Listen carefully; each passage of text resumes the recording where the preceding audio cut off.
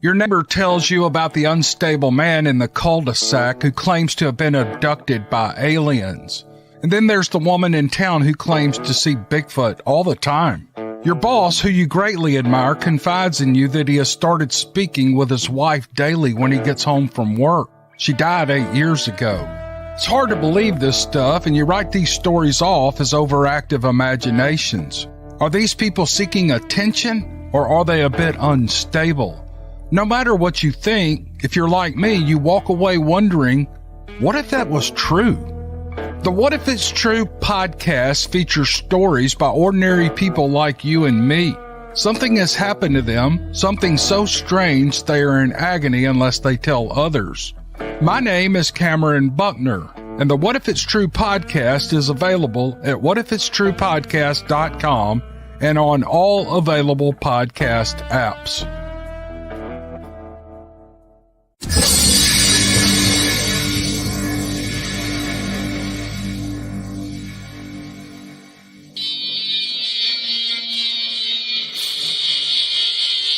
Welcome to Beast TV.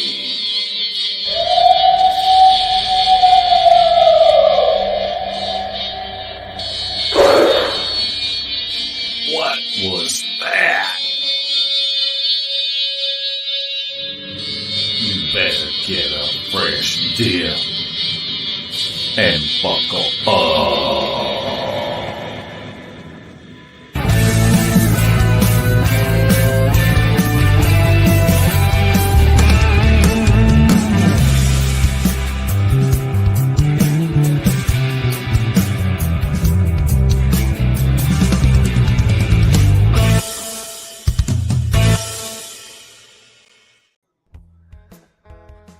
Larry, I almost forgot to put our camera back up there. I'm sure the viewers would have appreciated that. Yeah.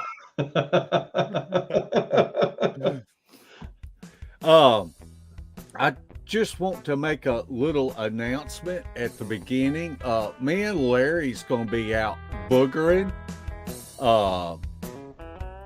next Thursday. And so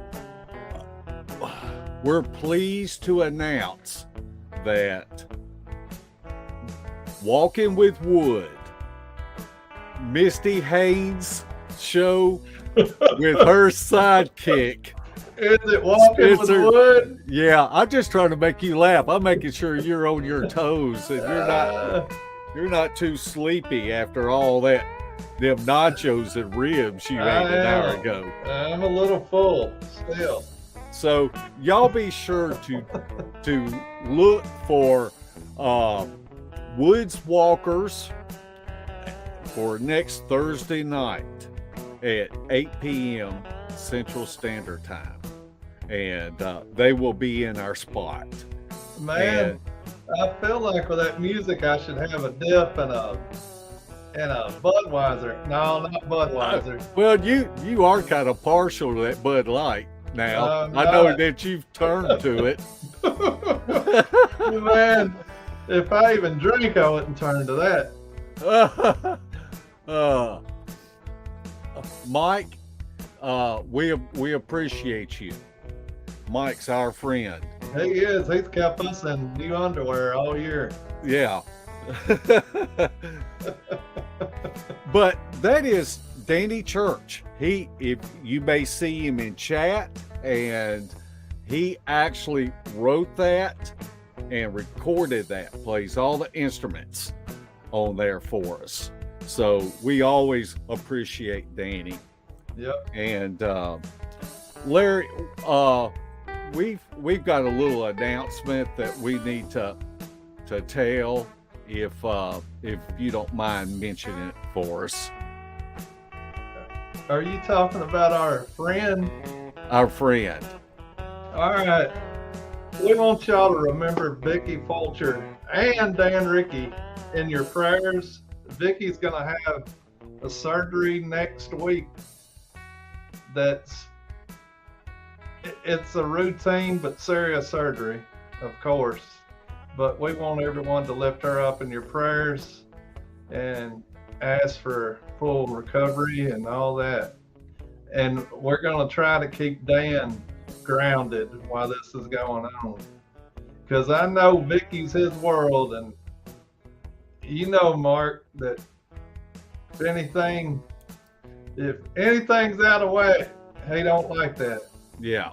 So Yeah. pray for Dan too, because it's going to be a little bit of a recovery for her. So we're going to make sure Dan's fed, I think.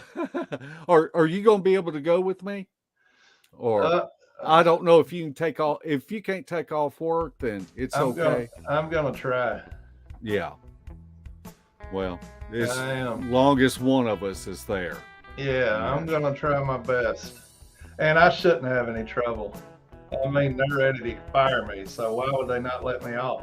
Yeah. Larry, I can't tell you the amount of hours we have been on the road and listened to these little people podcasts and listen to people read books about the little people. And we are just so excited to have our guest on tonight. And we hope that y'all are excited as we are. We already have 100 people in chat, and we want to thank each and every one of y'all, whether you're watching now or if you tune in later. But Larry, let's go ahead and introduce our guest. All right.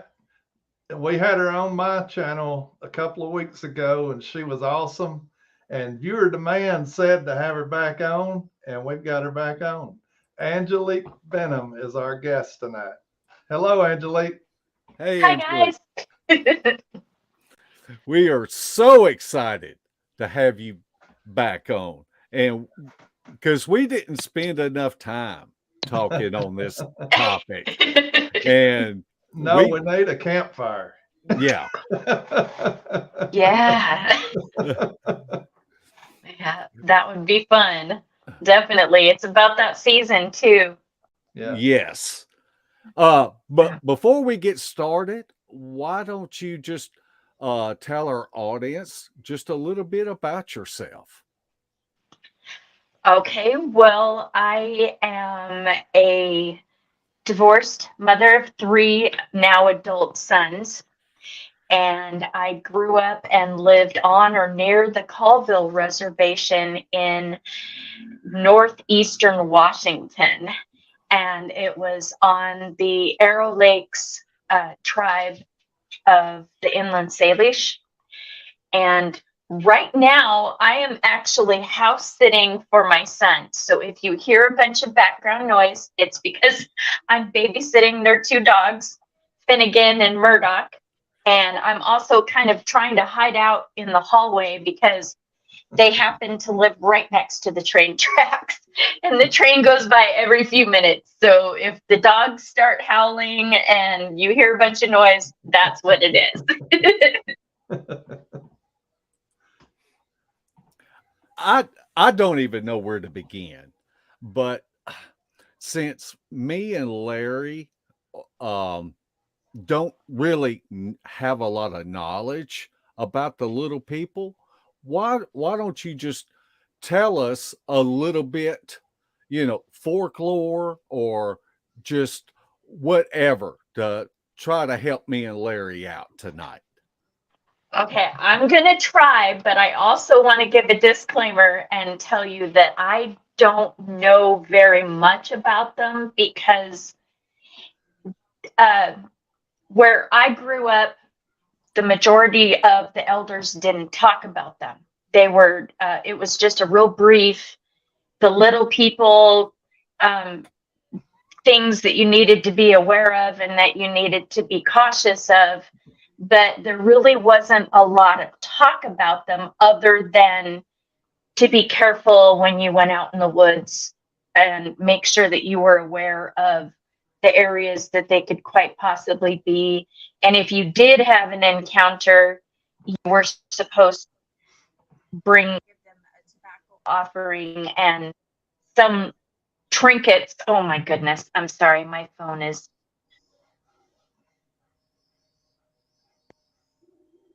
Can you We still hear can't me? hear you. Okay, now we can. Okay, I'm sorry. Somebody It's called okay. me and it shut me off for a minute. Hopefully they won't call back, but if they do, I apologize ahead of time. It's all good. So anyway, what we were always told to leave a tobacco offering and something shiny, like a little trinket, as an offering. Otherwise, something bad could happen. And I was put, I had several very small, brief encounters that I didn't know how to handle it, because at the time that I had these encounters, I didn't really necessarily really believe in the little people. It was all just kind of folklore and things that I had heard in passing, but nothing like the forest people or the Sasquatch. They were little people were kind of just a real quick mention, and then not nobody really talked about them too much. So I didn't know what to expect, and I didn't know how to handle what happened. So I'm still 15 years later kind of chewing on it and trying to figure out for myself really actually what did happen. And I'm kind of hoping that maybe some listeners on your program tonight, if they've had something similar, that maybe they would get a hold of me and kind of validate what happened to me, because it's just something that I'm still not really sure of how to handle. So I can go ahead and start with my a little bit about where I lived at the time and the time period of when I lived there. It was in the early 2000s. I was living off the Colville National Forest, outside of the Colville Reservation, about 30 miles. And my sons and I, they were kind of, small, medium, and large. The youngest was about 10. Then I had about a 12-year-old, and then about a 14-year-old. So I had these three sons that lived with me. I was divorced, and we lived right up against the Colville National Forest. So it was about 20 miles from any town and completely out in the wilderness. So I didn't have any neighbors, and we were just kind of free. I mean, didn't have to worry about, of course, that was back then. Now I would worry more about it, but back then we didn't worry about locking doors, or, the windows were always kept open at night, and we just, enjoyed living out there. And the very first thing that happened to me was my sons and I were on the powwow trail, which is basically, we were on a drum team. And so my sons, if you've ever been to powwows on the reservation, it's a big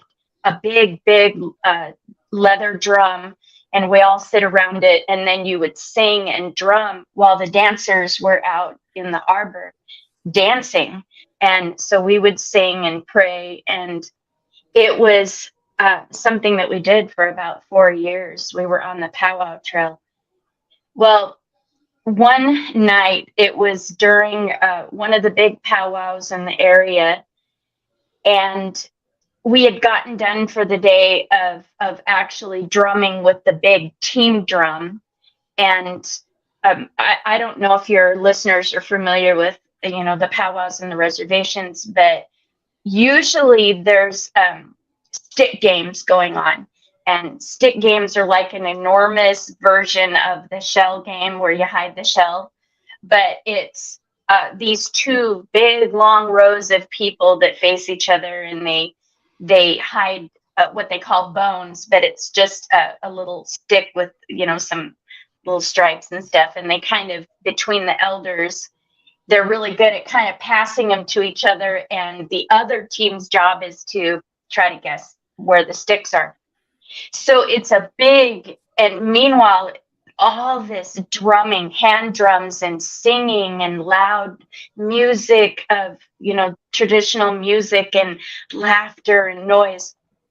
Well, at the end of the day, I need sleep. I can't stay up all night. And the stick games literally go on continually. They would go on the entire night. And I just can't do it. But I'm also an extremely light sleeper.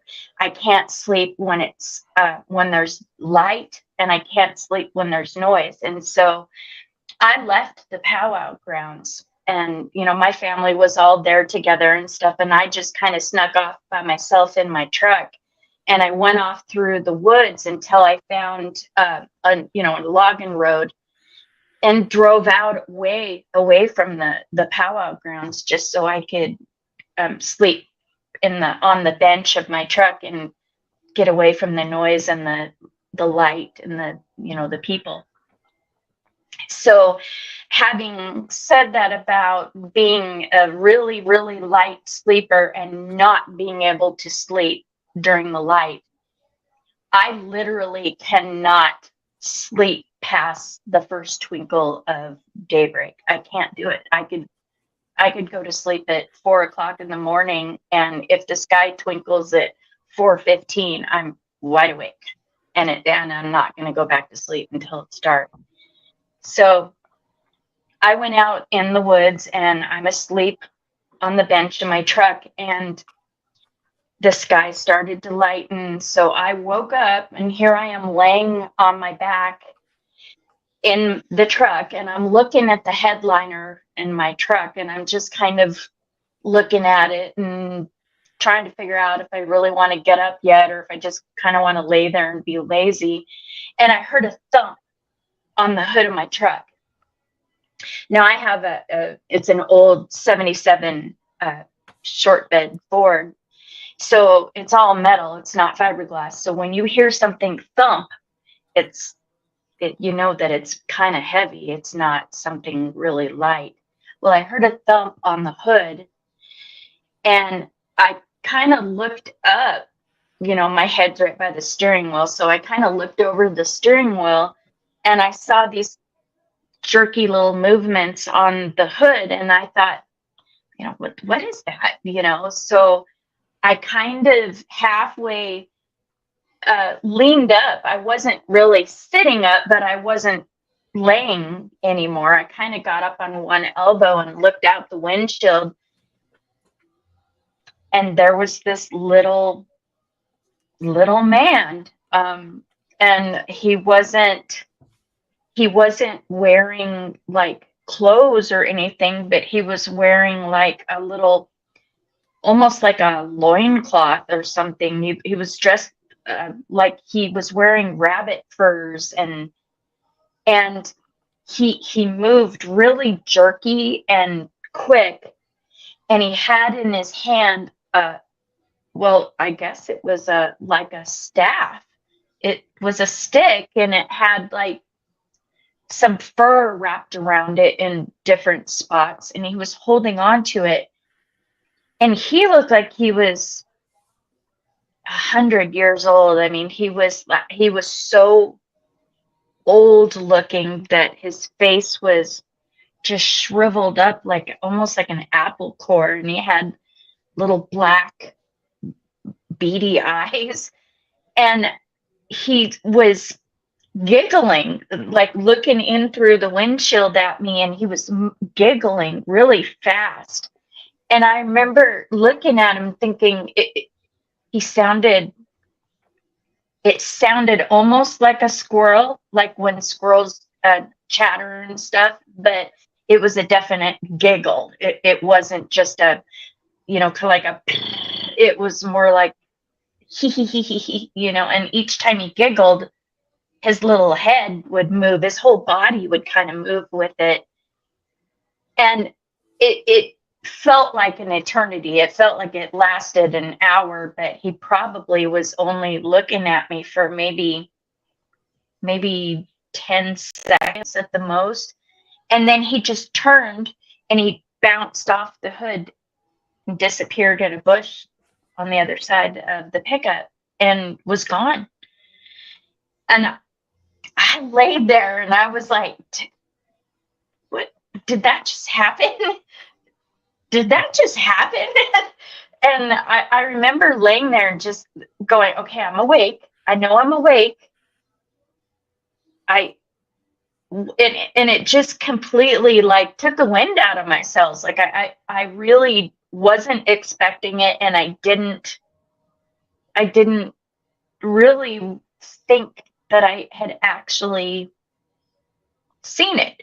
So when I did get up and I went back to the powwow grounds, I found one of the elders that had been mentoring me, and not just about, Native traditions and things like that, but he was also talking to me about the forest people, the Sasquatch and things like that. And he'd been mentoring me for a couple of years.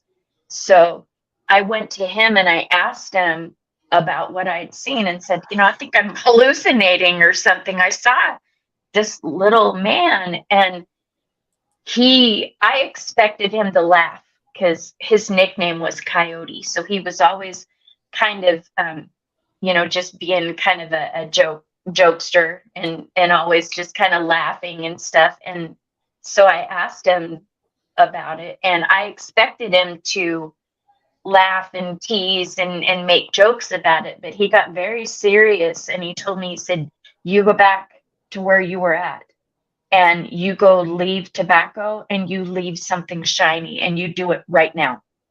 And I was kind of like, okay. And I did. I went back, and I think I found a fishing lure or something in my truck, and I set like a fishing lure and some change and some tobacco out there next to where I was parked. And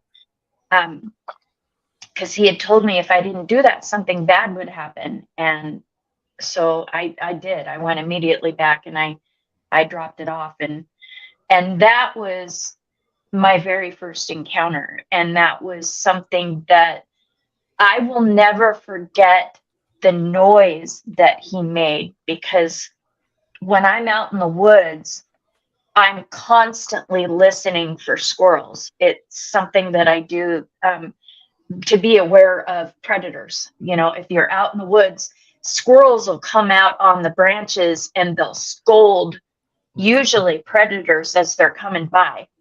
And so I'm constantly listening for the squirrels. And if I'm standing in one spot and I know that I'm not, say, 30 yards that way, and I hear a squirrel chatter that way, then I know that there's possibly something over there that I need to be aware of. So I'm always listening for squirrels, and I've only heard that giggle one other time. And that was where I really kind of got to the point where I went, okay, this is something that we need to make people be aware of, because you can talk about things like this when you live on the res. It's a part of our culture. It's a part of who we are as a people. It's a part of our belief system. You can talk about Sasquatch. You can talk about, the little people. You can talk about a lot of the spirits and things that I guess other people, people call them elementals, but we call them the spirits of the forest.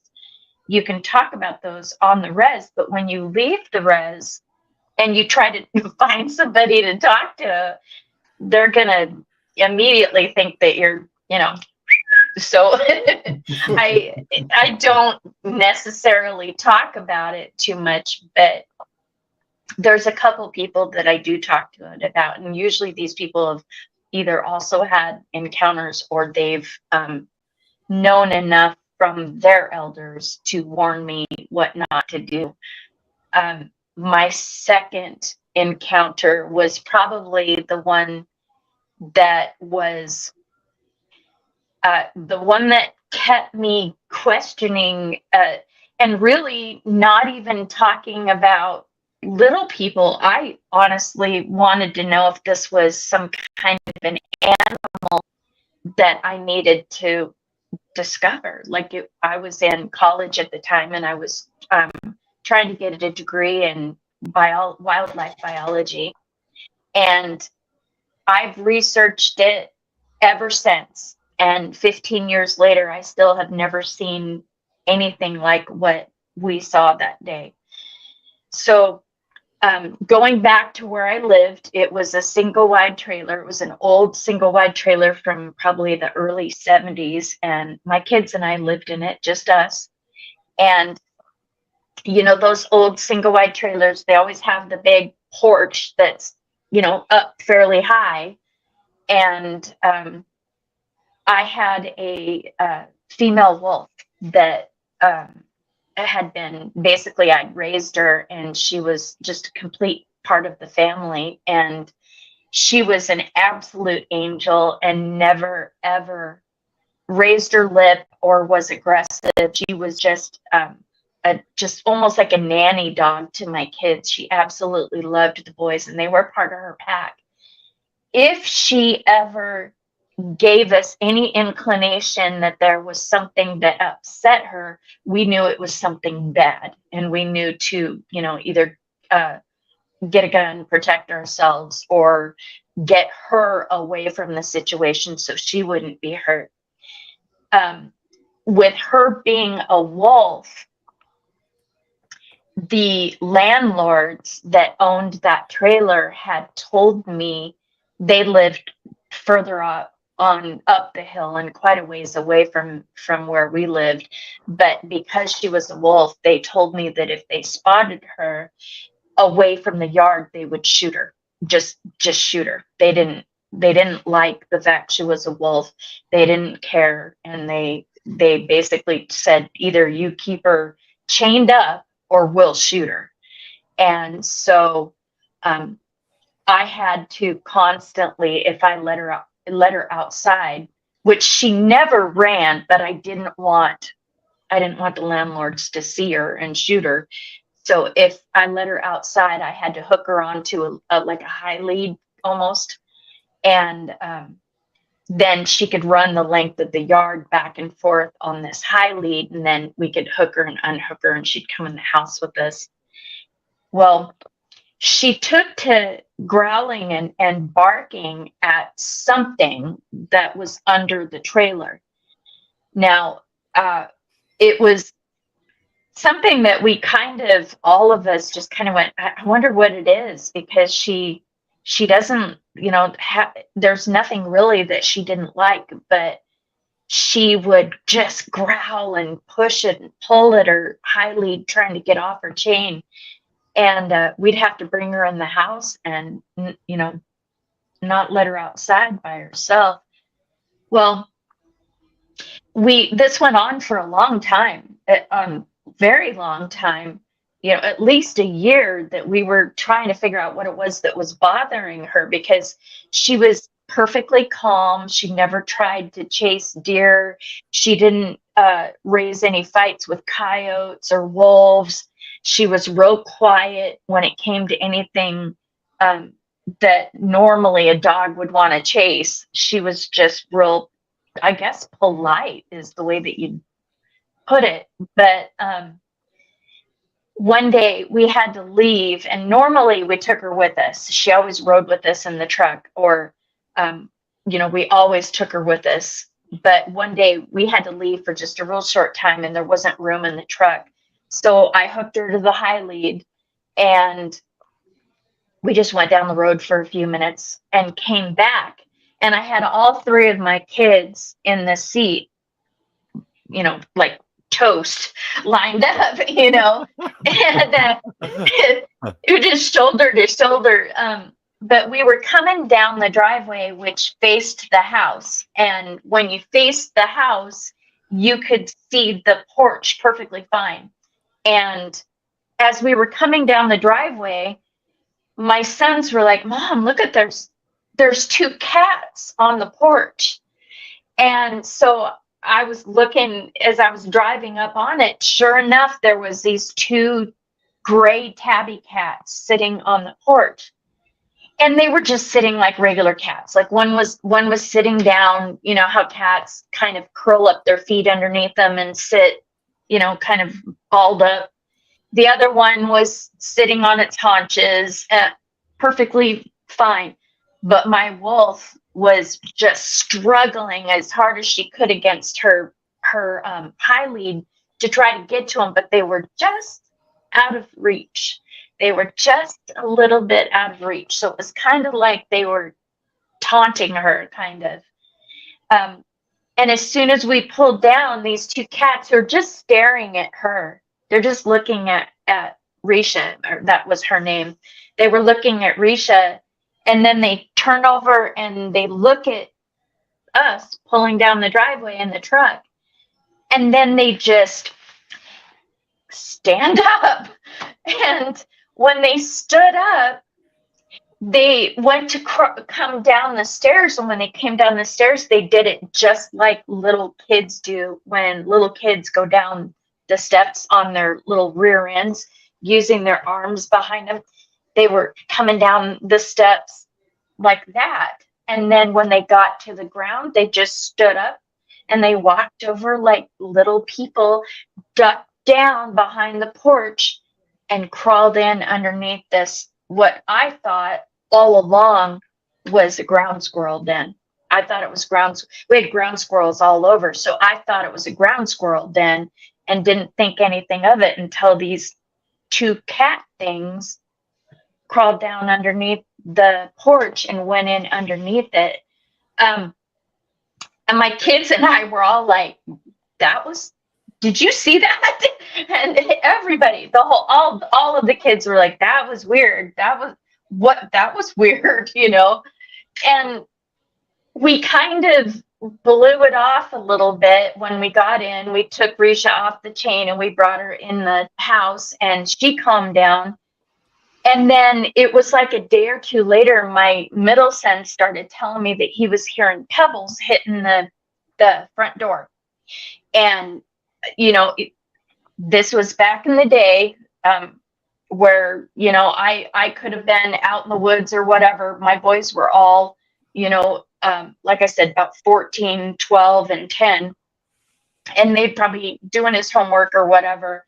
And they came out and said, hey, Mom, you know, something was hitting the front door with pebbles. And I kind of thought maybe they were, you know, being boys and just kind of fibbing a little bit to try to, you know, see if they could get me, you know. But I started noticing that after they would go to bed, that I would get up in the morning and I would find pebbles on the front porch that looked like they had hit the door and bounced off and ricocheted. So that was a little odd.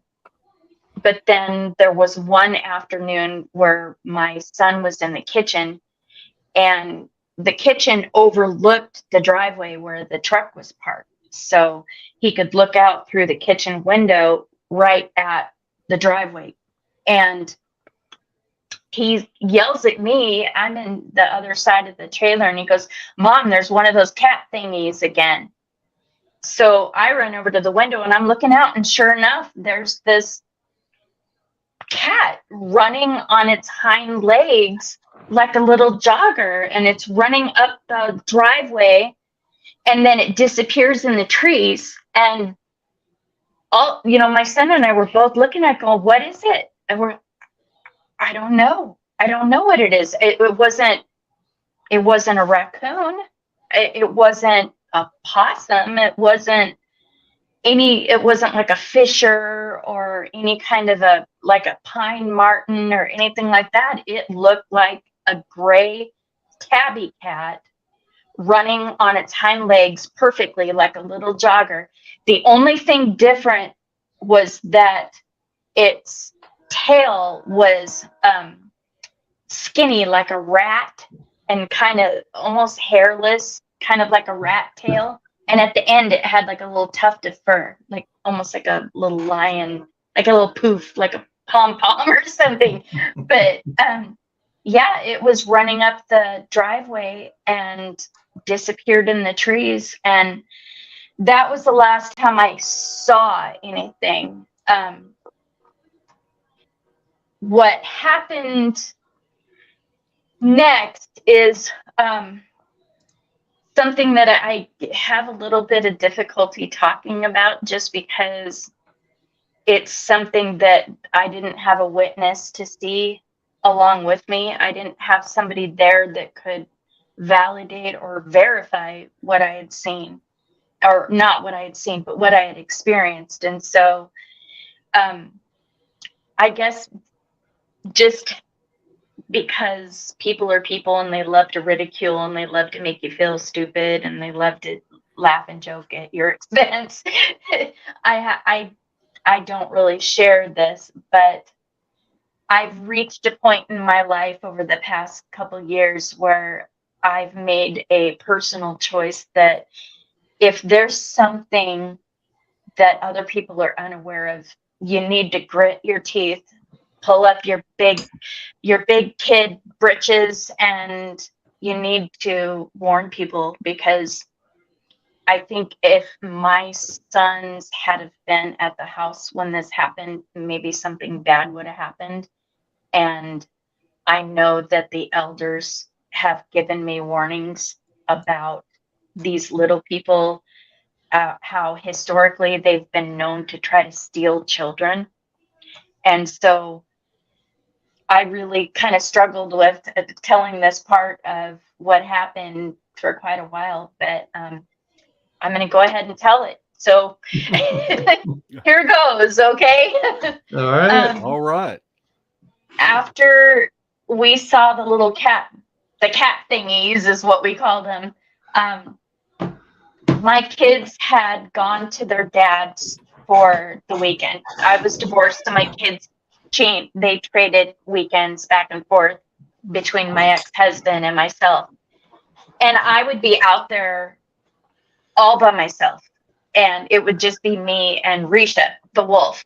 So when I was out there, like I said, I cannot sleep past daybreak. It's not going to happen. It just doesn't happen with me. So I went to bed, and like I said, my window's always wide open. I didn't have a screen on my window. Didn't. I just dealt with mosquitoes the whole night, but I slept with my window open, and that's just how I live. I like the fresh air, and I like being able to hear if there's anything out in the yard.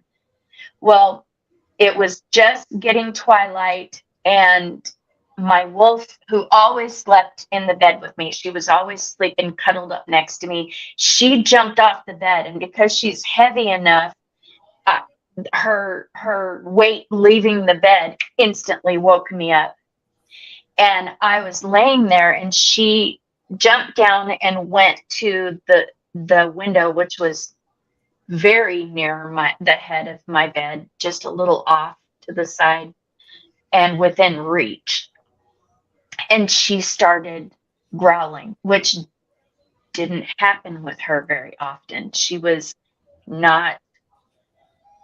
just didn't growl. And her hackles started raising, and I laid there thinking, okay, I'm just kind of sniffing. I'm sniffing to see if I'm smelling anything like a bear or something near the window, which I do. This is a part of who I am, but that's also another thing I do is I try to be aware of everything, not just what I can hear or see, but also smell, And I couldn't smell anything different, but I started hearing what sounded like a squirrel chattering right underneath my window, and I didn't have any bushes or trees. And so that kind of caught me off guard, because you don't normally hear squirrels that early in the morning.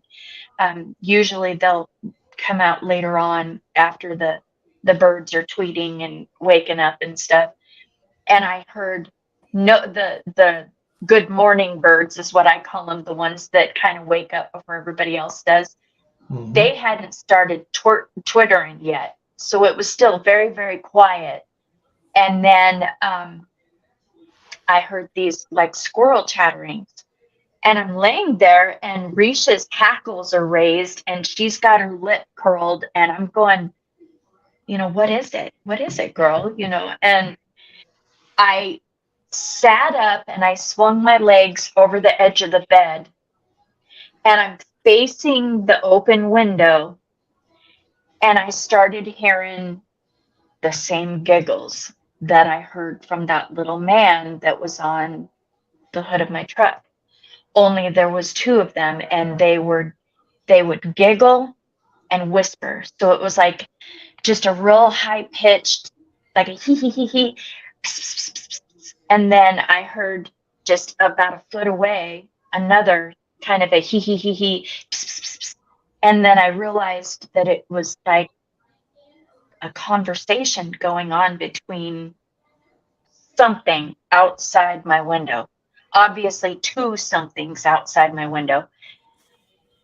And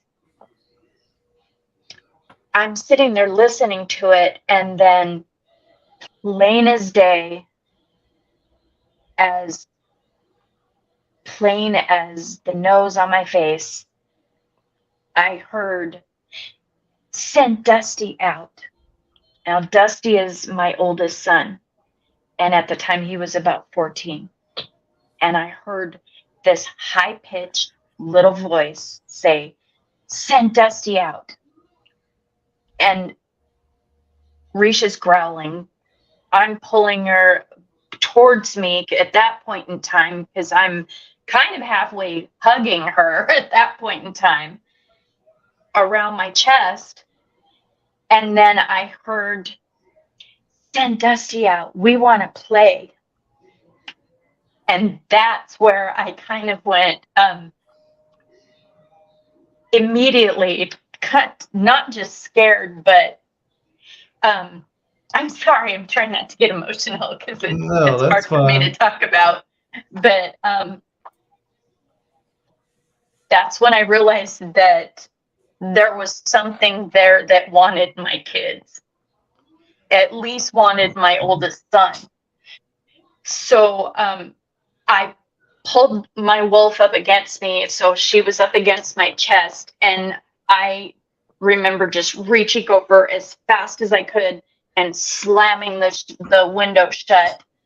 And I pulled Risha up against me and I just held her up against me. And I don't even remember how long I sat there with her in my lap holding her, but it had to have been until full on daybreak because it was after the sun came up. I went ahead and I grabbed my pistol at that time. I just had a Colt 45 at that time, but I grabbed my pistol and I went outside and went around to that side of the house to where my window was at. And I found the same kind of a squirrel den that was where the front porch was. So I looked around. I couldn't find any tracks. What looked like scuff marks and some kind of a just pressure points in it was kind of a gravelly, real not really like a sandy loess kind of soil. It was more of like a pea gravel, so it was really hard to find tracks in that soil. But I ended up moving. We were gone. Like after that, I got a hold of the elders and I told them what had happened, and they said, "Whatever you do, do not let your kids outside anymore by themselves. Don't do it. Even though they're in their teens, don't do it. Get away from there. You've got little people and it's not good. They want your kids." And Let, so let me ask you this real quick. Did you ask Dusty if he had been interacting with them any at all, or did he ever mention that he had? I did. Dusty hadn't. Dusty actually was the one that didn't have as much of, hadn't noticed the pebbles against the door. He was actually more or less the one that was the most grounded of my kids. That sounds bad. Like the others are flighty and flaky, but they're not. He's the one that's always been the most responsible and the most I guess kind of Matter an of old, fact. yeah, very, very, very grounded, very mature for his age. Yeah. So yeah, but that was what happened to me. And like I said, it's not something that I talk a lot about because people are going to go, you're crazy or whatever, whatever. People are going to do that no matter what. But after that happened to me and I realized that this is a thing, it really is something that's happening, that there really are little people out in the woods that want your kids. I did make the decision that I needed to, it needs to be something that people know about, because I hear a lot of like the missing 411 and little kids coming up missing in the forest, and it's it's a scary thing to me. It really is. And I would rather put my reputation on the line and be accused of being crazy than I would not say something and have a little kid come up missing. Well, I can see your point, because a little kid is not going to be afraid of something small like that and looks Yeah, human like. They're going to think, yeah, wow, this is cool. And they could yeah, lead them off into the woods and they would follow them without any thought.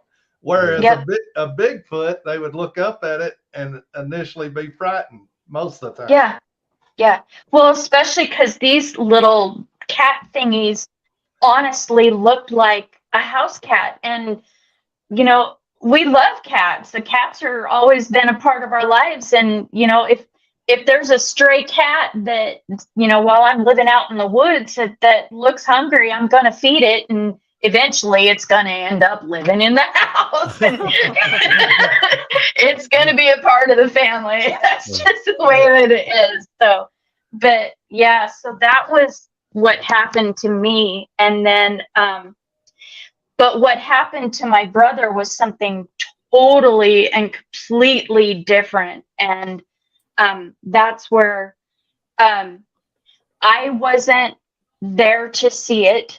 I had seen before and I had seen after, and the effects that it had on his life. And I believe my brother with all of my heart that what happened to him did happen, and it wasn't a good thing. So do you want me to go ahead and go into that, or is there something else that I should do before I go into that? Or No, I think you can. But we did have one question. Okay. Raptor Crazy. I believe his computer is buffering. And so he would just like to know what tribe you are from. Okay, for myself, my blood, I am Mini Konju and Ugalala, so I'm Lakota, but I grew up and lived on the Colville Reservation, which is one of the Arrow Lakes bands of the Confederated Tribes of the Colvilles, which is an inland Salish band or inland Salish tribe from northeastern Washington that is along the Columbia River. So that's where I grew up. My mom married this man from Inchalum, Washington, and that's where I lived and have lived most of my life. So I've not only had Lakota, Lakota traditions, but also a part of the Arrow Lakes as well. So, but where this all happened was all northeastern Washington. So this was all a part of that, the Colville the Colville tribes, and I want to be precise too. I don't want to offend anybody. They're called the Colvilles, but really what they are is Arrow Lakes, inland Salish. So that's where I'm from. Okay. And Greg House, he must have been busy with alcohol and a razor blade. So there's a backstory to that. I'll tell you offline. But Okay. uh, and you've already covered this, but what does the elders say to do for protection from the little people? They told me to do an offering, and they told my brother to do a tobacco offering and an offering of a gift, not food, not food.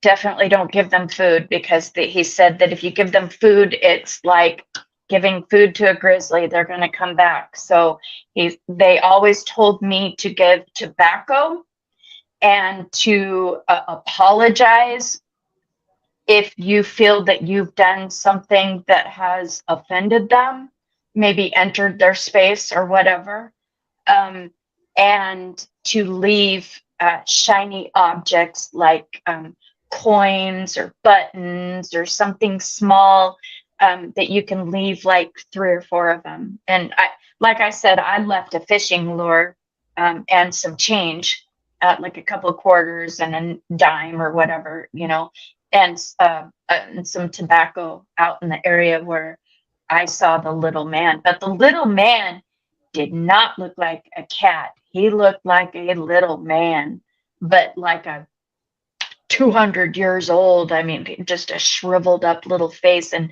I don't remember him having any teeth either. So he looked like he was ancient. But yeah. Wow. Did your elders give you any history of the culture, or maybe them interacting with them in the past or anything like that? No, they really didn't. They more or less just kind of warned me quickly and said, these are little people. This is what you need to do. Do not let your children out. If they're after your kids, you need to leave. You need to get away from that area. It's not safe for your kids. And actually, it was literally just like maybe a month later we moved away. So, but in the meantime, I was very, very cautious and kept a very close eye on my boys. Even especially even the oldest one, because he was the one that they were calling out. And why they picked just him, I don't know. Because if they knew his name enough to call him Dusty, why didn't they call out, my other 2 boys? So that was kind of odd for me. And like I said, one of these things that I chew on and kind of go, that was weird. So Well, from what they say about them, they're mischievous. And maybe your yeah. other 2 boys were a little more in tune with them and believed more what they were saying. And maybe he doubted their existence more, so they wanted to harass him more than the other 2. And that could have very well have been, because he was the one that was the most, like I said, very grounded, very mature for his age. We always called him the old man of the house, because he was always the one that just was, the authority figure for his younger brothers, So, but yeah, it could very well have been that they just wanted to wreak havoc on him, because he was the one that was the most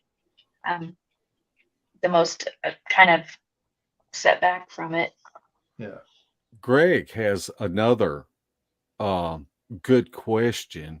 He's asking what danger to adults, because it seems like the elder was very persistent that you leave right then and go and take an offering and apologize.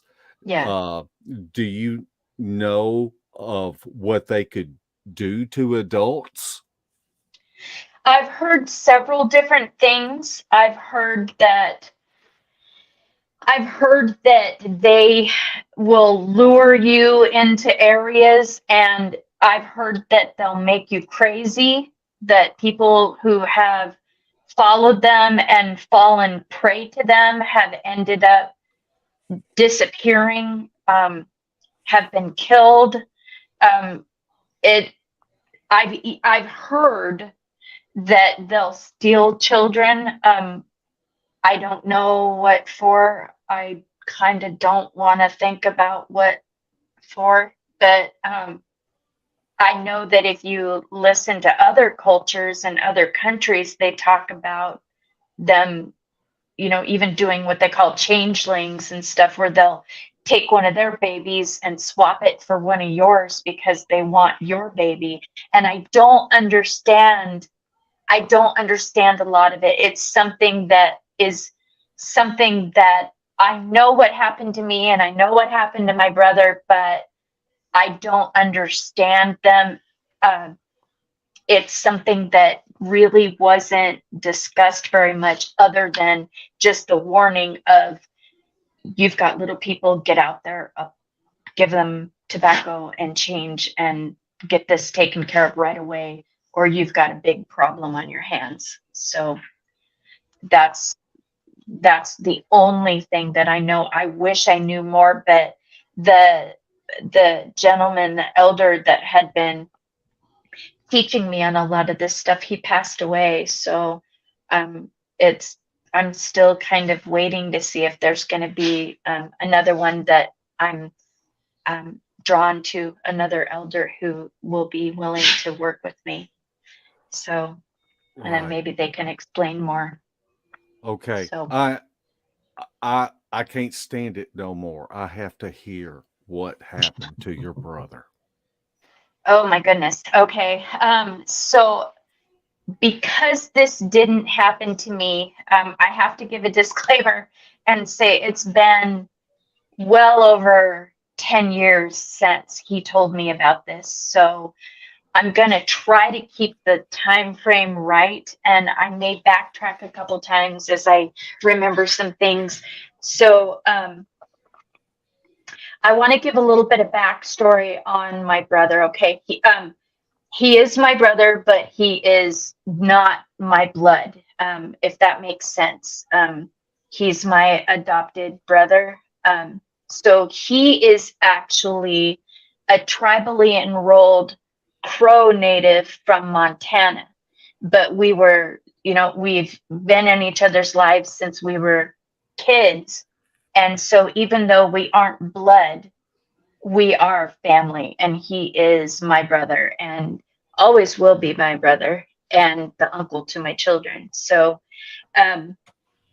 he was military, and he didn't retire, but he served his tour of duty as a Green Beret. He had earned his Green Beret.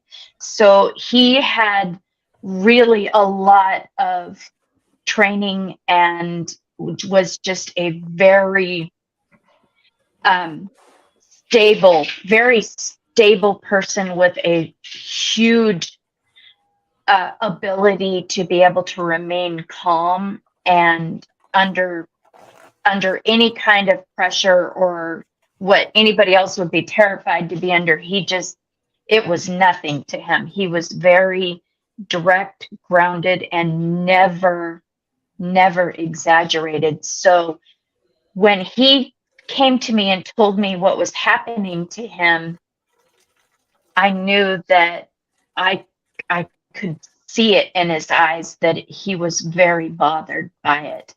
And so, like I said, that's just giving a little bit of background about him. Going back to the same area where I lived in that trailer. So that little area right there has got something going on, but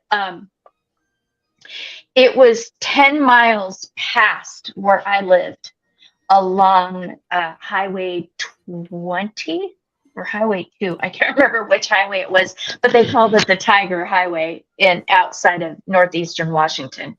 So back then, there wasn't anybody that lived in that area. And where he bought his first house with his wife, They were in their early 20s and they were purchasing their first house.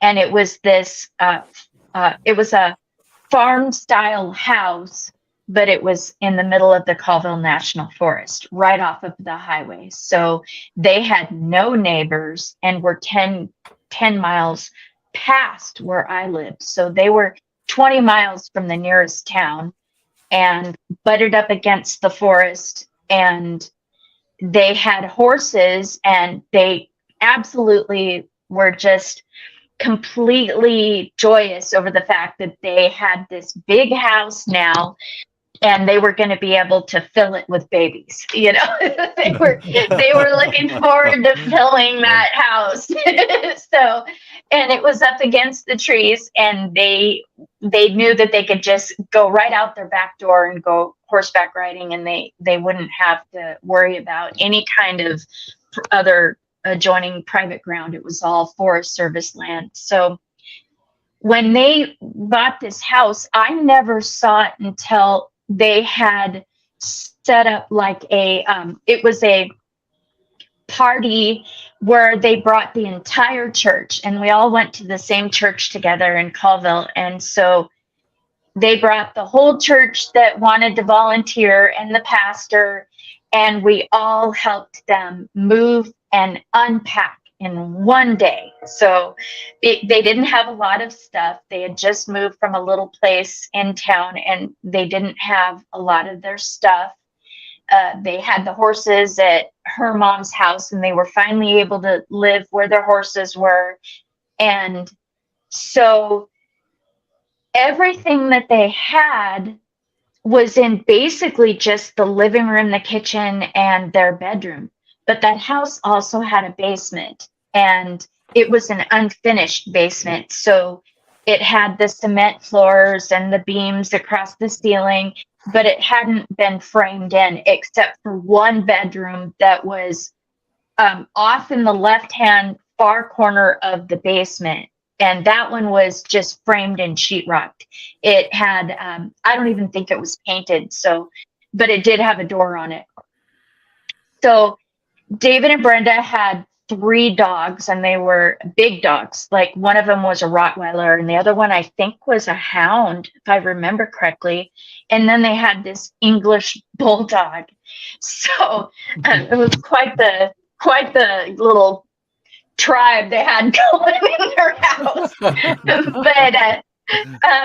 But these dogs were unafraid. They were just dogs that were literally unafraid of anything, and they would tangle with a bear and cougars. It didn't matter. And David had spent a lot of time with them, trying to, sometimes having to sew them up when they tangle up with something that they shouldn't have. So the first night after everybody left from the party, the pastor did a blessing on the house, and he walked through the whole house, and he blessed it, and he anointed it, and put holy oil. And then when he left, everybody else had left already, and David and Brenda had already, they shut the lights down and went into their room. So with that being said, I'm going to go back to I'm going to show you what the house, I'm going to tell you how the house looked. Like I said, I'm going to probably go back and forth while I'm trying to get everything straight in my head after, 15 years of this. But it was one of those farm style houses where you never use the front door. You always use the back door. The front door just led out into a yard that nobody went out into, but the back door is where everybody came in and out of. And it was one of those doors where as soon as you enter the house, you're immediately face to face with the door that leads down to the basement. And so you walk in, and you have to turn to go into the kitchen. And then around the kitchen, you go through the kitchen, you go around the kitchen, and then it opened up into the living room. And then at the far end of the house was their bedroom and the bathroom. So what the first night after everybody leaves, they're in bed and they're starting to go to sleep, and all of a sudden the dogs started acting up. Now when these dogs did anything other than sleep or whatever, you knew that there was something not right. They were always alerting you to if there was a bear, or if there was a coyote, if there was something.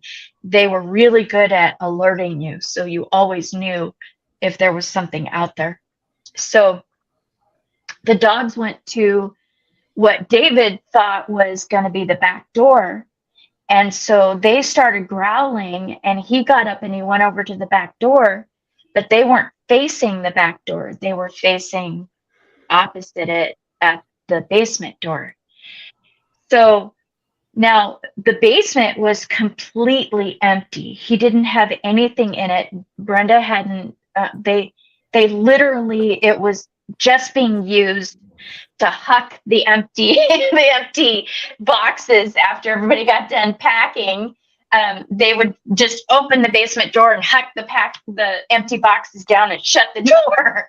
So they didn't have anything in there. And so when the dogs started growling at the door, at the crack at the foot of the door, David thought maybe there had been a pack rat or something in the basement that he hadn't realized was down there.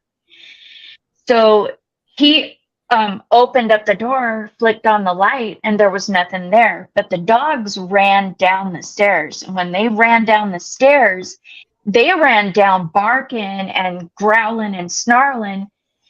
So David goes down the stairs to find out what's going on with the dogs.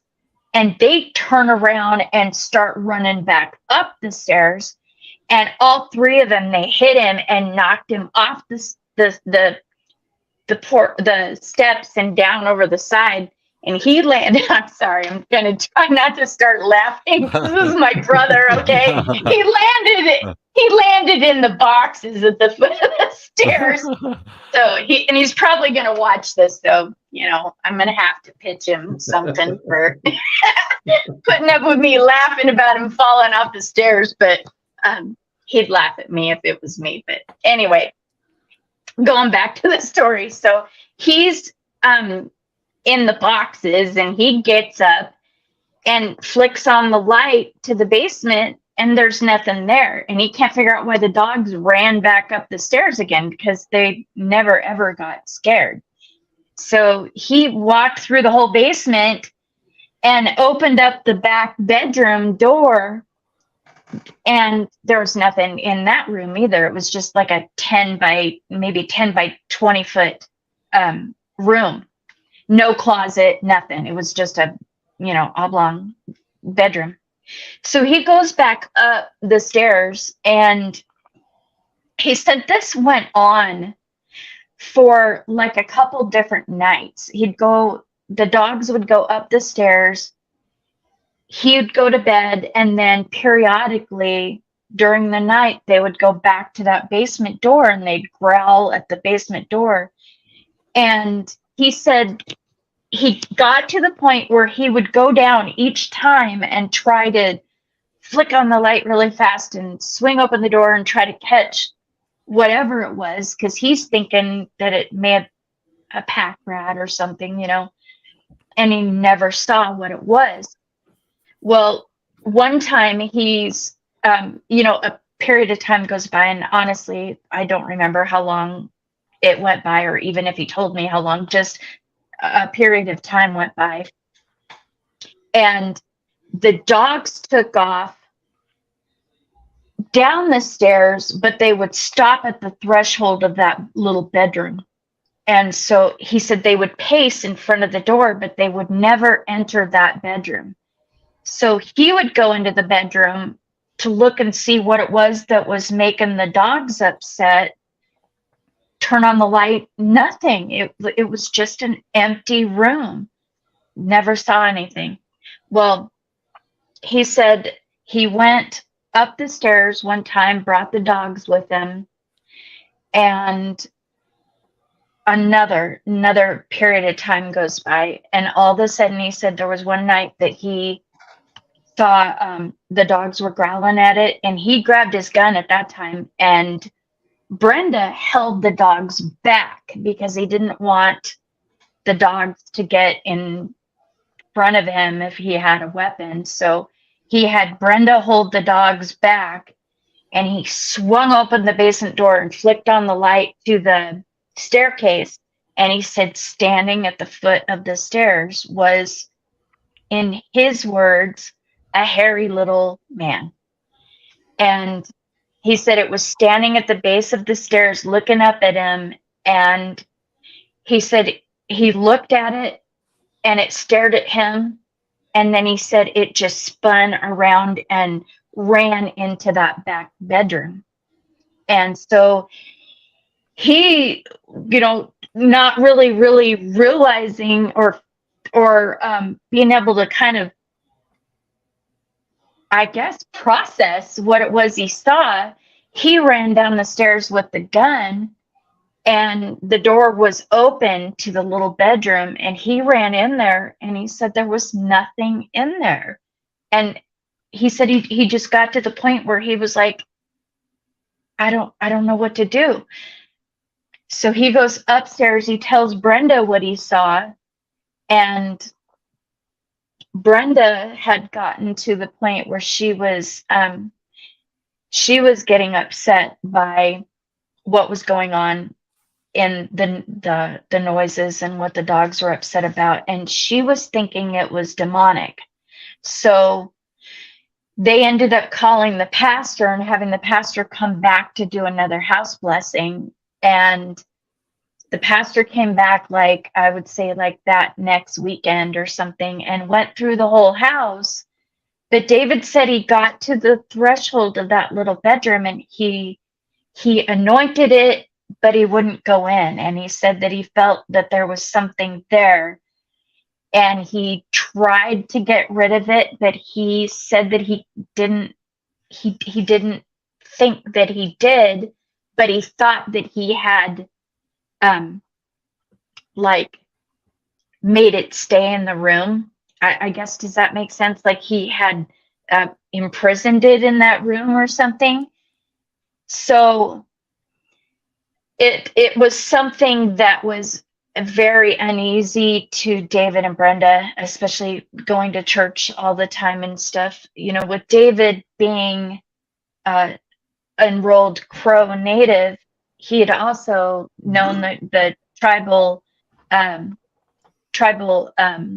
traditions and beliefs, but he was also a practicing, also a Christian. So it was really for him kind of something that was kind of confusing.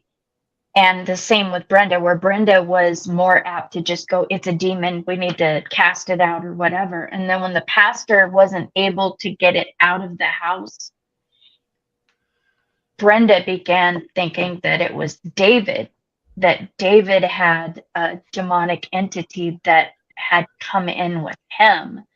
And so it was really kind of a tragic thing, because it was the beginning of kind of a downward spiral in their marriage. And they eventually ended up getting divorced. But going back to the time frame that this happened, it was right before they were getting ready to go on a week's vacation. And David had asked his older sister to come and house sit for them and take care of the dogs. They were going to take the horses and go up and spend a week up in the woods with the horses, and they couldn't take like the bulldog with them and stuff. So they had his sister come house sit, and she was a very no nonsense and also very religious person who had grown up in the church alongside of us, had spent a lot of time teaching the kids, Sunday school and stuff like that. So when Brenda and David were trying to tell her, look, there's something here, you need to probably know about it, she was just kind of like, I'm not worried about it. I'm covered by my faith. And not to diss on anybody who feels that way, because I hold my faith very strong and dearly. But what had happened with her was that they had left, and this is long before cell phones, long before they were up in the woods and didn't have a way of communicating. They just had to trust that everything was okay. They came back a week later, and the dogs had been tied up outside, and their food and water dishes were empty. And so when David got home, he asked what happened, and Laura had told him, just said she wasn't going to talk about it. She didn't want to talk about it. And the only thing she was going to say is, quote unquote, it's going to be a cold day in hell before I ever go back in that house again. So they were kind of a little even uneasy with that as well, going, great, now what do we do? David also said there was also one of the times that he was there that they were sitting in their, they didn't have a couch. They just had two lazy boy chairs and a little end table between the two lazy boys that had like a little lamp. And they were sitting there watching TV one night after dark. And David said they were just sitting there, and all of a sudden something hit would be the basement ceiling right underneath where they were sitting, and hit so hard that it bounced the lamp up off the table and it fell off. And of course the dogs were barking and growling and running over to the basement again. And then there again, David ran to the basement, and he looked all around, and he said that he never saw the little, in his words, the hairy little dude again. But he did say that there was a time or two that he heard something growling coming from that bedroom, but he never saw it. And he went around and tapped on all of the sheetrock looking for any kind of maybe a trap door or something. And he said there just wasn't. It completely, I guess you can say, blew his mind. But there just wasn't a way for him to be able to come up with an answer for anything. And they sold the house, like, I don't even think it was a year after they moved in. They sold the house and moved out. And like I said, it was kind of a downward spiral for them, because they ended up getting a divorce not long after it. Brenda really, really felt like she didn't know very much about Native traditions and beliefs. And so in her upbringing, she was always taught that Natives were, basically, well, heathen. And so being Native, and David, practicing a lot of the traditions and stuff, she felt that he brought this demon into their home and tried to get him to get rebaptized and all these other things. And David was just like, I got nothing. It's not me. I swear, I saw this hairy little man.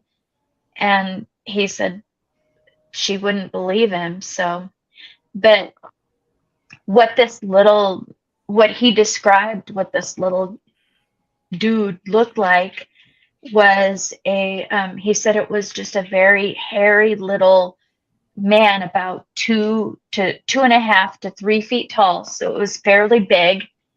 And he said it had pointy ears that stuck out of his hair, and it had beady eyes that reflected red a little bit, because he said when he flashed his eyes, you could kind of see a little bit of red. But he said he was wearing like animal skins. So they cover themselves, some with probably rabbit fur or something. But that was what happened to my brother. And like I said, with him being a Green Beret and having dealt with some of the things that he dealt with, throughout our lifetime, I've never seen him cave or crumble or do anything that would be considered, spinning a yarn or whatever. He's always been very truthful and honest, especially with me, because he and I are really close. But he flat told me that he knew that what he had come across was something that the tribal elders had told him was a little people. And he said he called it something, and I want to say, and I hope I'm not mispronouncing this. I don't know what tribe it is that they use this term, but I think he called it a Narumbi or Nanumbi, or it was something. I think it was Narumbi, but they also told him to go when they were moving out.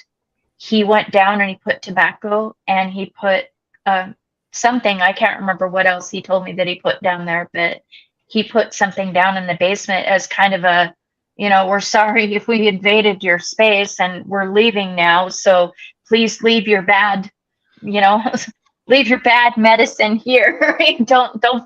don't pack up and come with us, Yeah. So, and he said he never had any other issues in any other place that he lived. He never had anything like that ever happen again.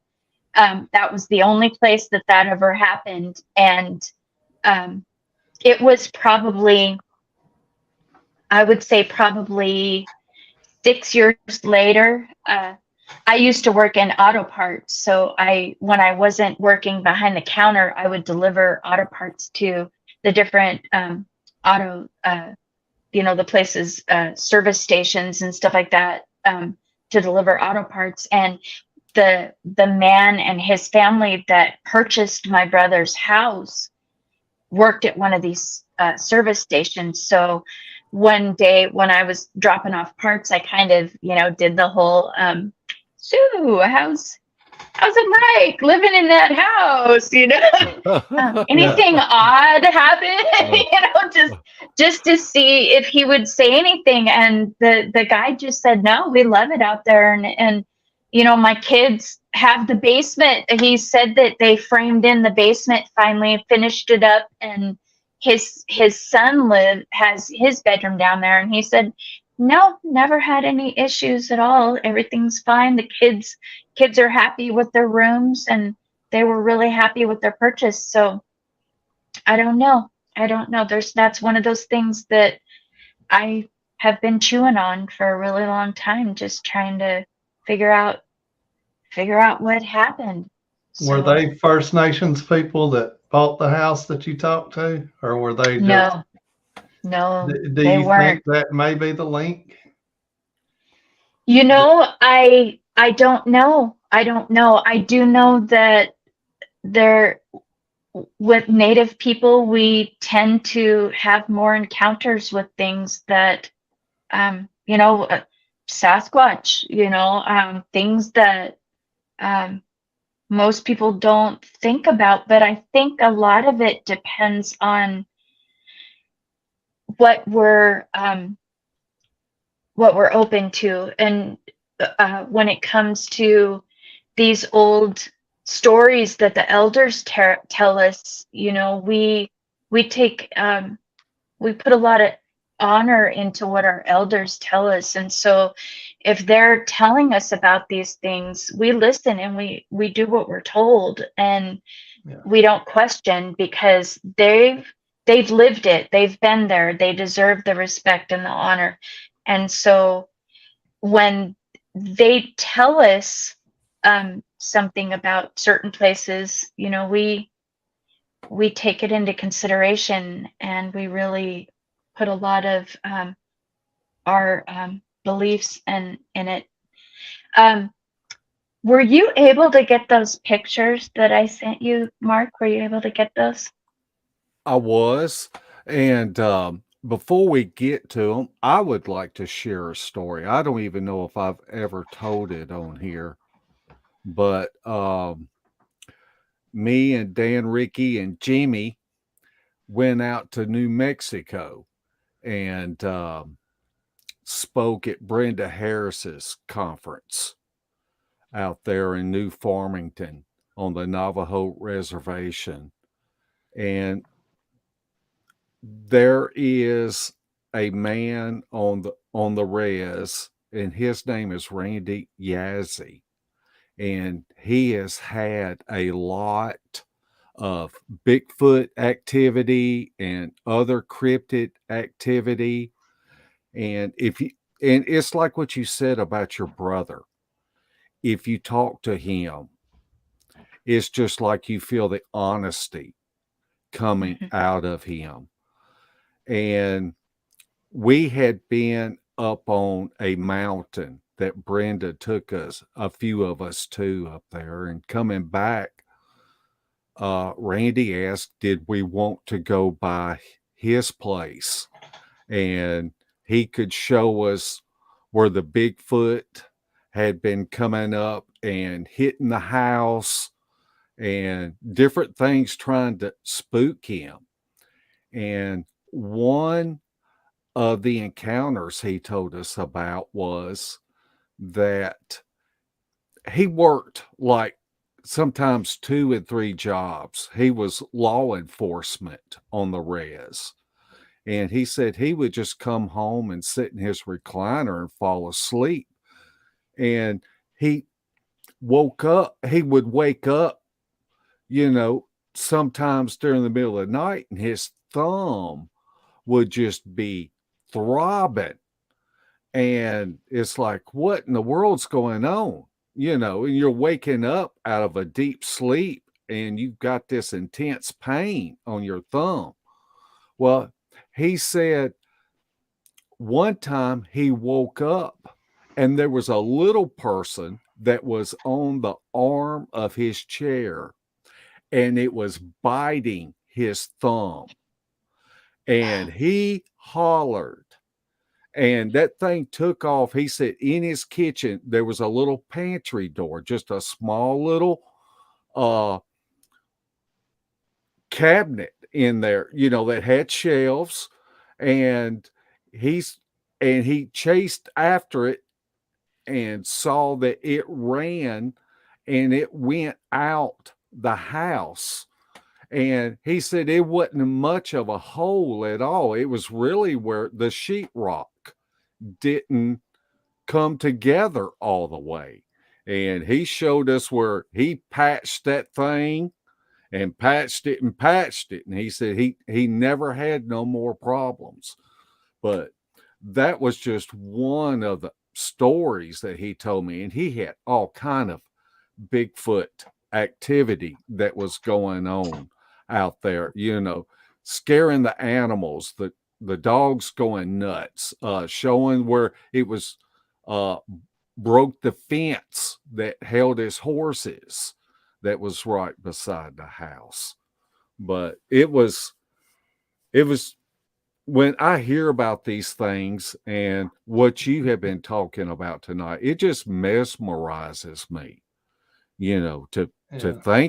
think about all of this. And you know, you think about the history of the little people Mhm. and how far back, hundreds and hundreds and hundreds of years that it goes back, and it's all over the world. These different encounter stories that Yeah. that people have told from generation to generation. And it's just something that really just I'm just mesmerized by it. I think over the past 10 years, there's been a discovery on a Polynesian island, I think, that they found skeletal remains of a 2 to 3 foot tall humanoid that they thought at first was children, but whenever they dated their teeth and everything, they were actually older adults and they were Mm. fully mature and only 2 to 3 foot tall. But Yep. you won't hear a lot about that. But Yeah. and Yeah. I heard it on NPR, which I don't ever listen to NPR, but that's where I heard it.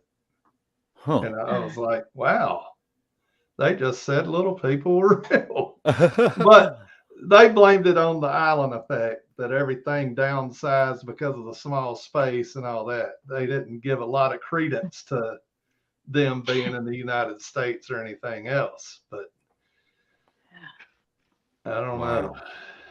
Well, I Okay. know in Go certain ahead. countries they've actually said about how they've literally built roads around stones because they thought that the little people lived in the stones, so they Yeah. would put entire freeways around those stones so that they wouldn't disturb them. I don't remember what country it is, but um I believe it now. I mean, I've I don't know much about them, but I know that I know what I saw, and I know what happened to me, and I know what happened to my brother, and it makes me very aware of different things. Uh, there, there's things out there. There is things out there. You just have to be very aware and respectful. I guess you have to be really respectful of where you're going into Yeah. because you could be offending somebody that you don't Yeah. even know lives there. Do we have time to show those pictures, or did you want to do that at a different time? Uh, we definitely want to have you back on. But Okay. yes, let's go through the pictures I and just wonder how many houses that are considered haunted is really little people. You Yeah, know? yeah. definitely. Definitely. So, Okay, we'll just let you go through these okay. pictures. We have 3 slides with 6 pictures, and Okay. we'll just let you give us the backstory. Okay. I'm going to try to be as quick as I can. So, last year I was on a actual Sasquatch research team with Cindy Goodbrake, and it was called Sasquatch Sisters Northwest. And my son and I had found a set of Sasquatch prints in an area that I talked about the last time I was on your show. I gave the whole backstory on that show about that time that I found that my son and I found the prints. So if anybody wants to hear about that part of it, I recommend that you go back and watch that episode with these guys.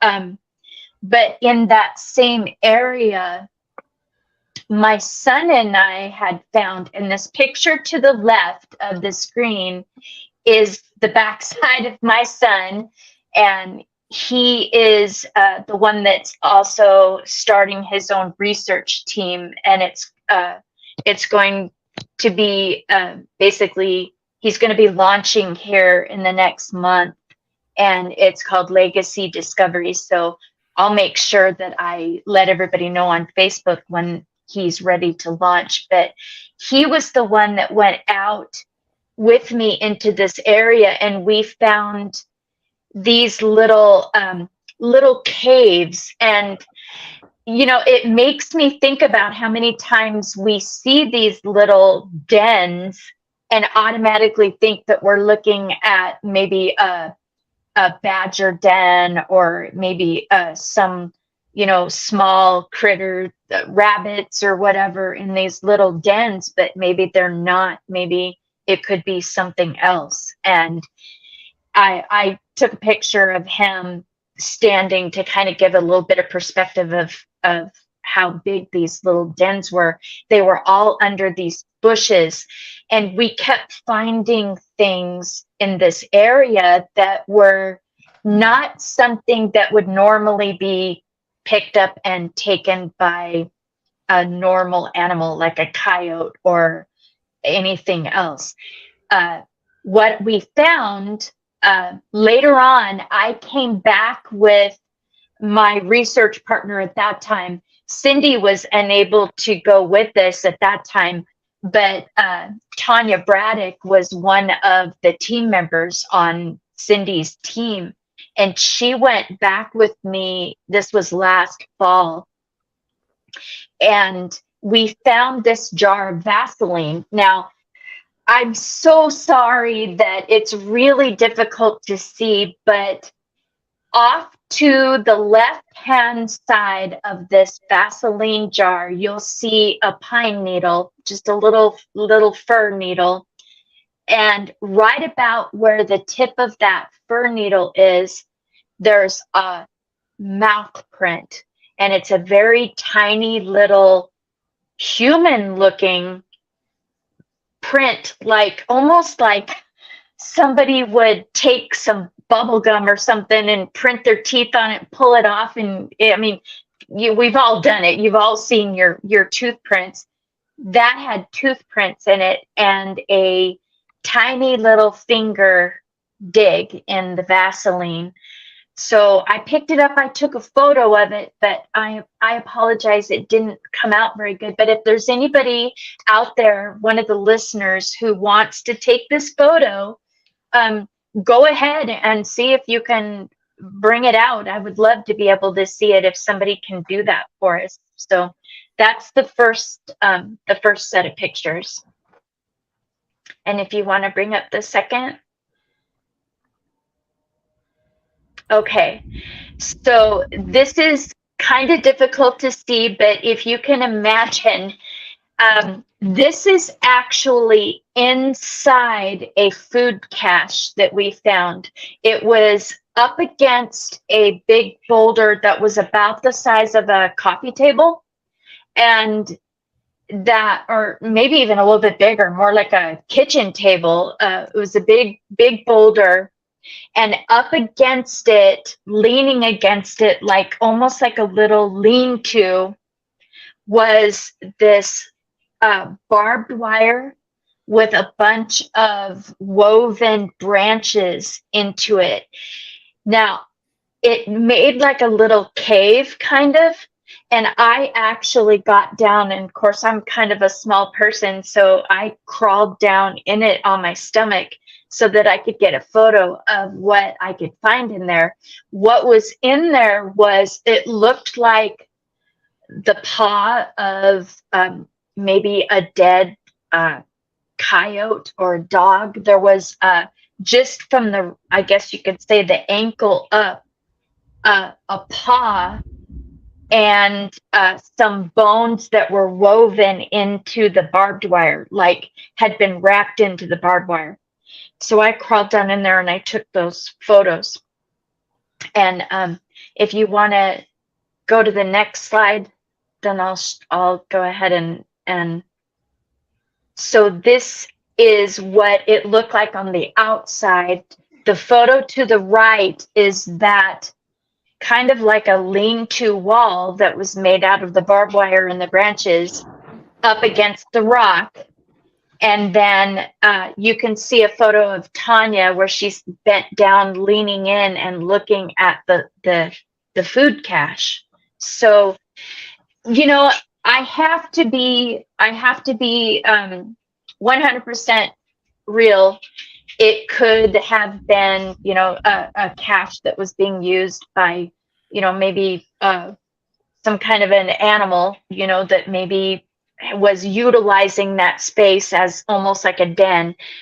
But the fact that it had barbed wire in there was different than just a normal something that you'd find in the forest, because it was obviously used as almost like a framework for the branches to be formed into it and then set up against that rock to form a cache.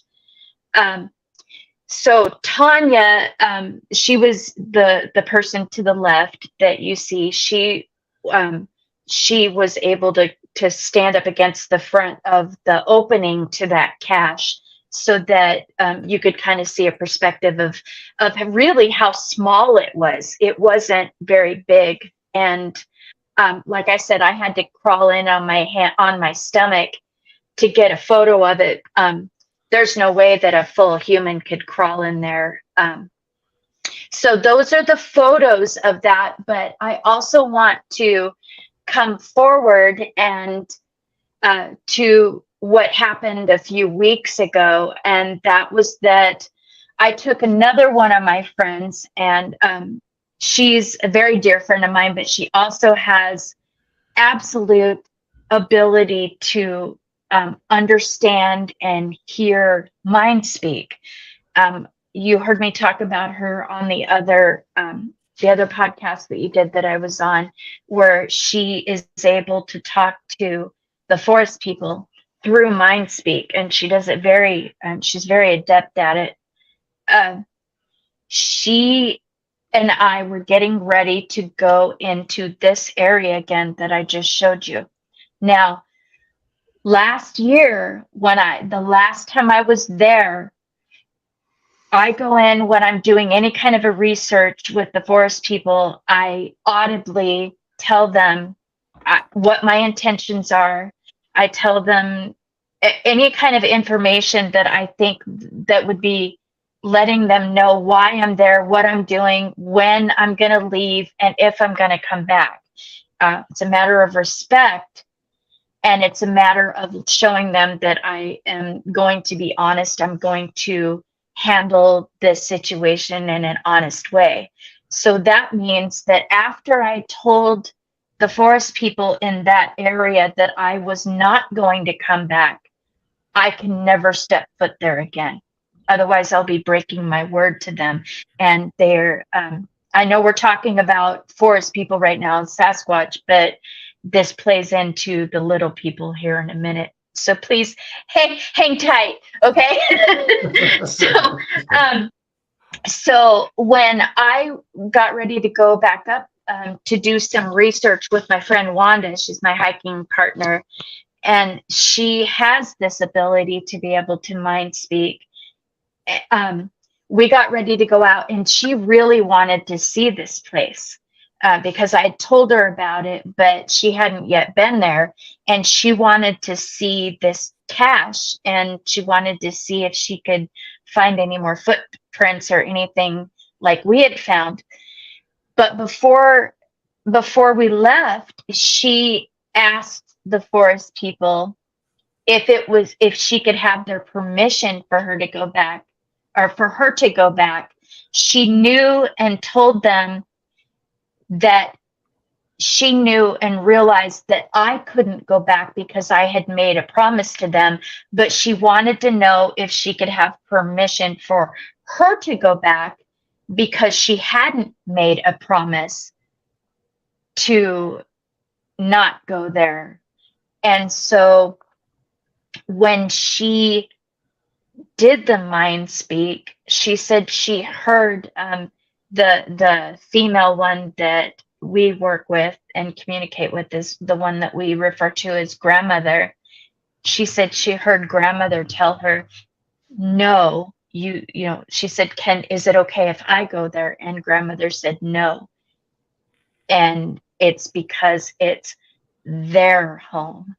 And she said when she heard grandmother's voice say that, she got like I guess you can say not really a vision, but kind of a vision, I guess, where she saw those little caves. Now, she hadn't been there with me, so she saw those little caves and the dens that I had photographed with my son in that picture. And she said she knew it wasn't grandmother hadn't like stated this is the little people, but she got like a knowing feeling that that's what grandmother was saying. Not that it would be dangerous for her to be there, but more disrespectful for us or anybody to go into that territory when the little people lived there. It was kind of like they let us by once, but they're not going to do it again, kind of thing. So it actually, knowing that was probably a really good thing, that when we did leave that area, we did leave an offering, so a tobacco offering. So that was where I guess the finality, or is that a word? Is that a finality? Is that a word? Yeah. So I guess the final part of that little area is that we don't go back there because there is little people there. So that's where the last of my adventures with the little people end, and hopefully there won't be any bad ones that happen later on. Well, we need you to get your hiking partner in tune and speak with the little people. Pardon me? We need You kind of, your hiking partner to get in tune and mind speak with the little people, so we can find out more about them. she probably can. In fact, I'll ask her even and see if she can, because she's very, very gifted that way. She really is. I mean, and like I said in my last thing with you, I've kind of vetted her. I've deliberately asked questions to see what her answer is when I already know what the answer is, just to see if it's the same, and it is. So yeah, that's something I will try. Yeah. So, Mark, Larry, you sent me a picture. You were there. Yeah, I was just wanting Angelique to look at it. This come from Bankhead, remember? We saw this little shelter that was similar to what you were showing. Yes. And I mean, it was small. It wasn't big enough for any kid to even get in. You remember it, Mark? I do remember it. But I just wanted to show those real quick. Is that a rock that it's leaning up against? No, it's actually a down tree. A log. Yeah, a log. Okay.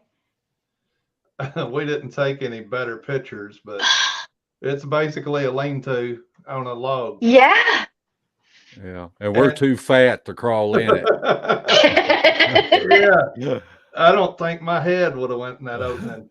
You got a big head on you, Larry. Fat head. That's right.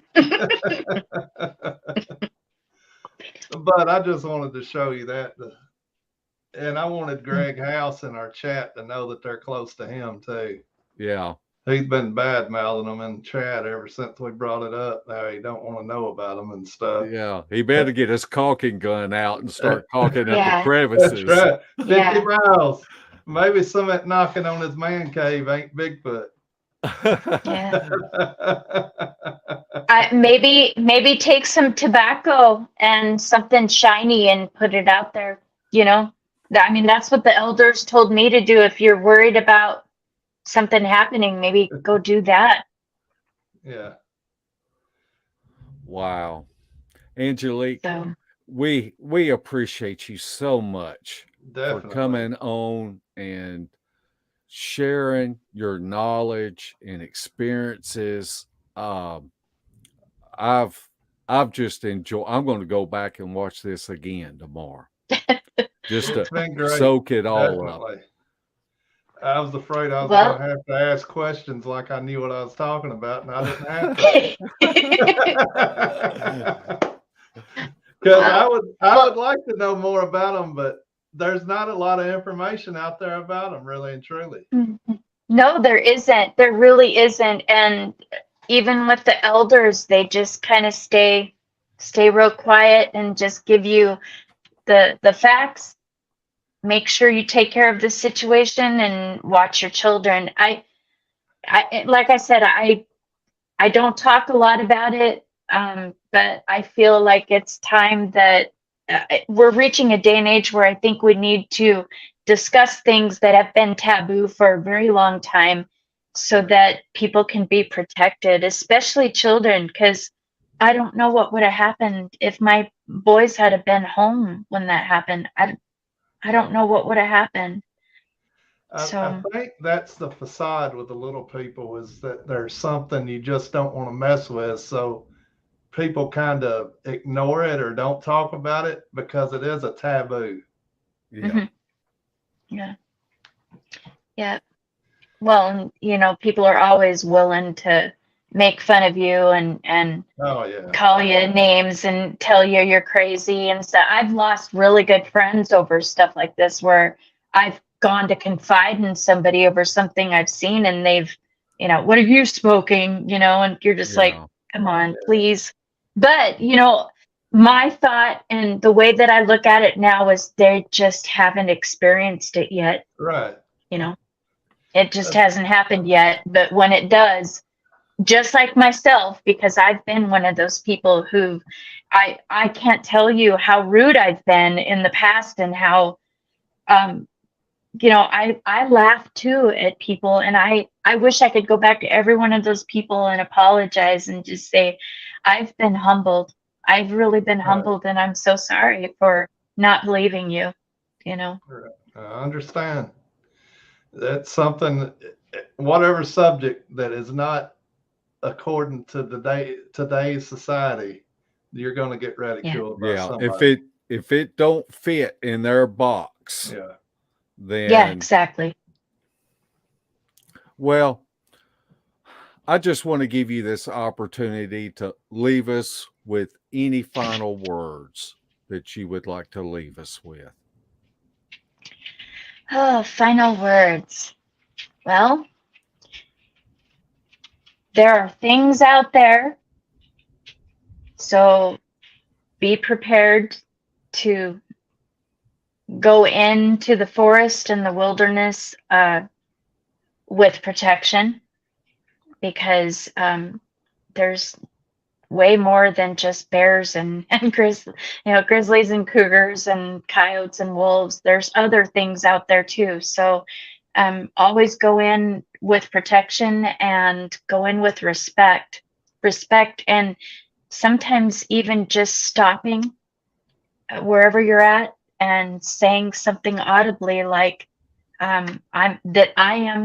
this is my name, this is who I'm with, we're coming in to your area, we don't want to come in a bad way, and we wish you blessings from Creator, and we're leaving now. Treat everything with respect if you can, and Definitely. never That's forget to.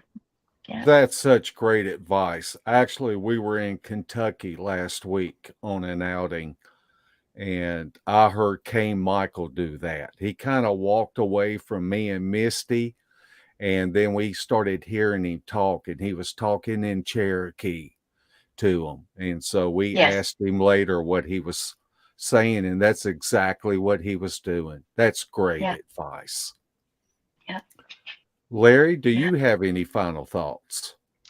I just want to thank Angelique for sharing some stories that she wasn't comfortable sharing, and they were fantastic. And I think a lot of people will hear this and they'll want to learn more about the little people. I know there are stories out on Reddit and this and that, and some things on Reddit you can trust or not. But I know I can trust Angelique with her story. So I thank her for coming on here and telling it. Thank you. I appreciate that. I do. Much respect, Angelique. Yep. Much Thank you. respect. And to you too. To you too. You guys are absolutely great. And I'm really thankful that you guys allow me to be able to share this. And I think you have a great platform, and I am a subscriber. And anybody that listens, please subscribe. These guys are awesome. Thank you. Thank you. Thank you so much. Okay, we're going to sign off now. And Larry and I will be boogering next Thursday. And I want to remind everybody to watch Woodwalkers. They will be stepping in our place with Spencer and Misty. And such a great show they put together every week. It will be on their channel, not ours. So yes. go subscribe if you haven't subscribed. Absolutely. Okay. Well, we want to say goodnight. We want to thank everyone that come in to chat and ask questions. And if you're watching this at a later date, we appreciate you taking time out of your life to watch us. And with that, we'll say night, footers.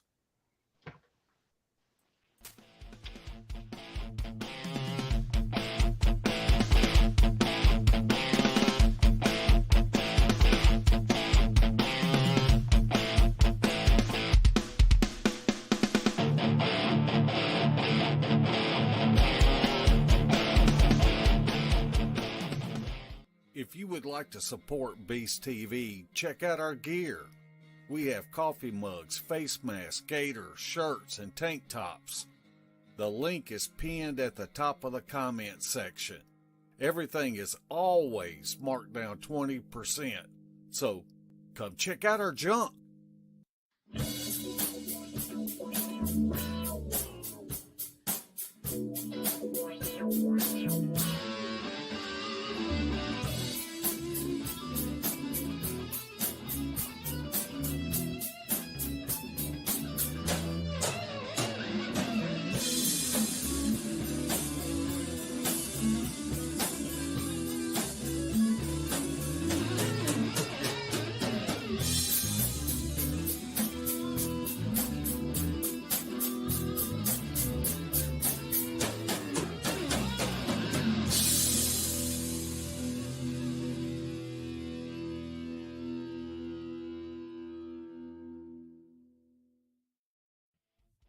This has been a Sawdust production.